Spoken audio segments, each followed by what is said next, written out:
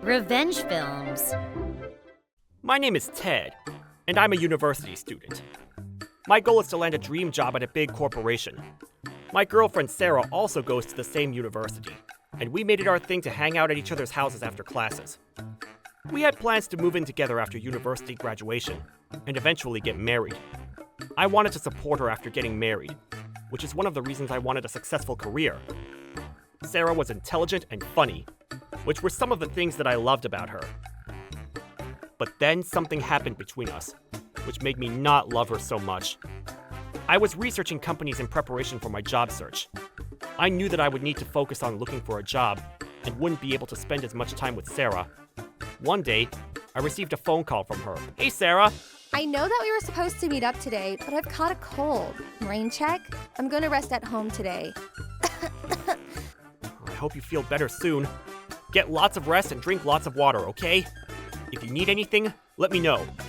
I can deliver whatever you need. I'm okay. Thanks for offering, though. I'll let you go now. Sarah seemed fine when I saw her on campus earlier, so I had my suspicions. But I told myself I was overreacting. But from that day forward, Sarah continued to make excuses as to why she couldn't spend any time with me. Sarah, where are you? We're supposed to meet today, remember? There was a sudden death in my family. One of my relatives. I'm sorry, but I can't meet up today. Oh, is everything all right? Not really. Everyone is really sad and upset. No one expected this to happen so suddenly. I'm sorry for your loss. I assumed that Sarah would be taking a few days off of university to attend her relative's funeral, and was surprised to see her back the following day. I went over to her and asked her why she was back so quickly. She told me that she didn't want to miss any of her classes. Her story wasn't adding up. Her relatives lived in the countryside, and getting there took several hours. So she couldn't have gone there, attended the funeral, and come back in time for her morning classes. It just didn't make any sense. I was now certain that she was lying to me, and wondered why she would lie to my face when it was obvious that she wasn't telling me the truth. And she continued to avoid hanging out with me, using lame excuses. I finally confronted her, and asked her what was going on. Sarah? What's going on? What do you mean? I know that you've been avoiding me and lying to me. Are you mad at me for something? I've just been busy. It has nothing to do with you. Stop lying to me. First you get sick, then a relative dies. All of these things can't be happening to you. It's all too convenient. Why would I lie to you? Don't you trust me? I used to trust you, but not anymore. Fine, but I'm not lying. Okay, whatever.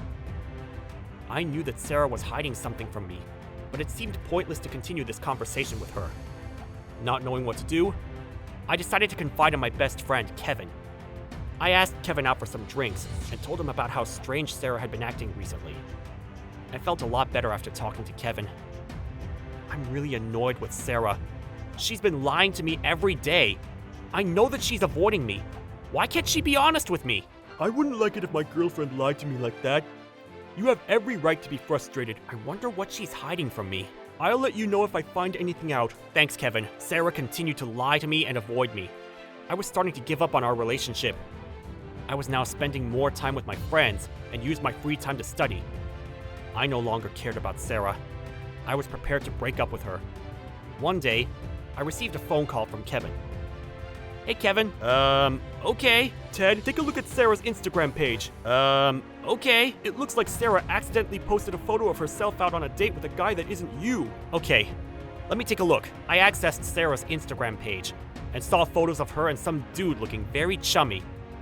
I don't think Sarah intended on posting these photos onto her public account. I took a screenshot of the photos before she had the chance to delete them. I never thought that Sarah was the type to cheat on her boyfriend. I was shocked, because she was someone that I had considered marrying.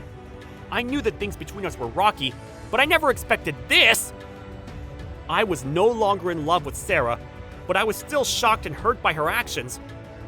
Once I got past the shock and hurt, I became angry.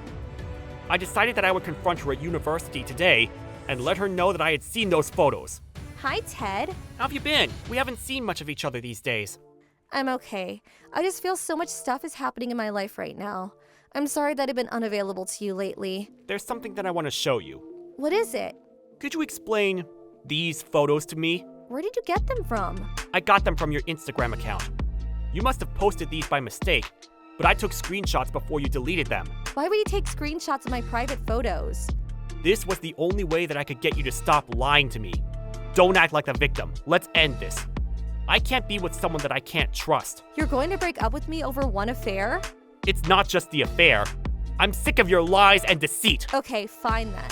After I told Sarah that I was leaving her, she got upset and stormed off. I realized then that I had spent the last few years dating someone that wasn't a good fit for me. I'm glad I didn't end up marrying her. I wasn't too upset about our breakup. I knew that things between Sarah and I hadn't been working out for a while now, and I come to terms with it. Kevin also set up a double date to cheer me up. He also asked me out to drinks often, so that I wouldn't have time to think about my breakup. He was a great friend. In fact, I was happier than ever. Soon after that, I started interviewing with companies in search of a job.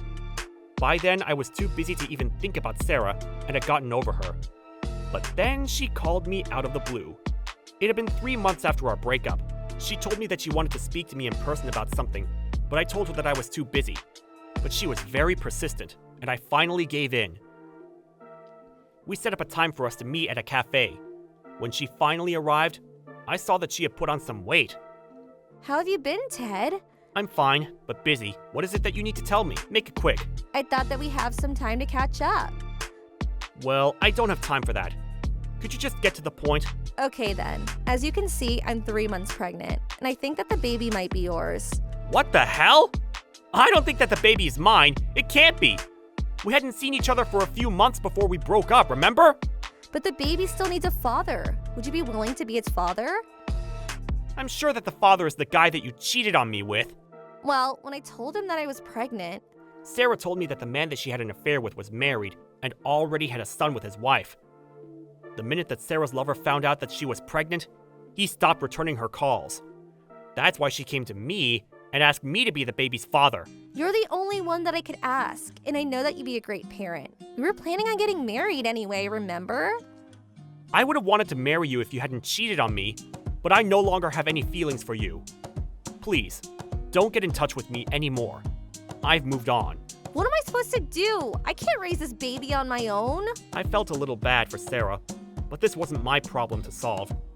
Obviously, I said no to being the father of the baby. Sarah continued to text me persistently, so I ended up blocking her number. A month later, I was at university. I hadn't seen Sarah on campus for a while now, so I asked one of her friends if they had seen her.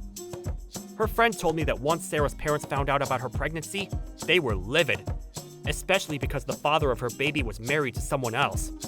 Her parents forced Sarah to quit university and return to the countryside to live with them.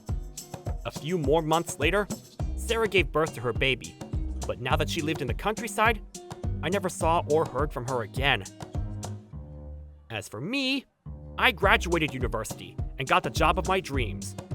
3 months after I started working, I met someone and we began to date. My new girlfriend was completely different from Sarah. She was more grown up and less self-centered. I put the past behind me and enjoyed my new life. Life doesn't always go according to plan, but I was happy with where I was at right now. How was today's video? If you enjoyed it, please subscribe, like, and leave a comment. Stay tuned for more.